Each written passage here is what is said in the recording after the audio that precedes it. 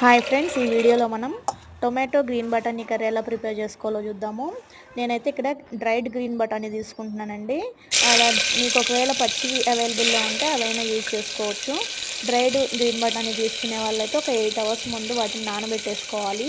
తర్వాత కుక్కర్లో ఆ గ్రీన్ బటానీ తీసుకొని దాని నిండా వాటర్ మునిగే వరకు వాటర్ యాడ్ చేసుకొని కొంచెం సాల్ట్ యాడ్ చేసుకొని ఒక 6 విజిల్స్ వచ్చేంత వరకు ఉంచుకోవాలి.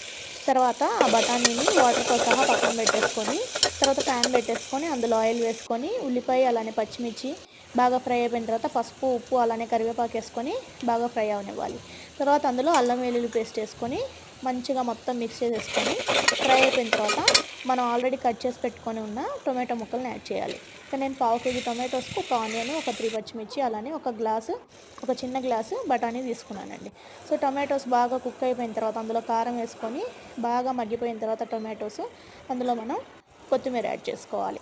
కొత్తిమీర యాడ్ చేసుకొని మొత్తం ఒకసారి ఈవెన్గా కలిపేసుకొని ఇప్పుడు ఇందులో మనం ఆల్రెడీ కుక్ చేసుకొని పెట్టుకున్న గ్రీన్ బఠానీ ఉన్నాయి కదా, అవి వాటర్తో సహా వేసేసుకోవాలి. ఇప్పుడు ఇదంతా బాగా మిక్స్ చేసేసుకొని మళ్ళీ ఒక 3 విజిల్స్ కుక్కర్ పెట్టేసుకోవాలి. 3 విజిల్స్ వచ్చిన తర్వాత కుక్కర్ విజిల్ తీసేసి ఒక 5 to 7 మినిట్స్ హైలో పెట్టేసుకుంటే ఎంతో టేస్టీగా ఉండే గ్రీన్ బఠానీ కర్రీ రెడీ. టేస్ట్ చాలా బాగుంటుంది. చపాతీలోకి కానీ, వైట్ రైస్లోకి కానీ, బగారా రైస్లోకి కానీ చాలా బాగుంటుంది. ట్రై చేయండి. అలా నా ఛానల్ లైక్ చేసి సబ్స్క్రైబ్ చేసుకోండి.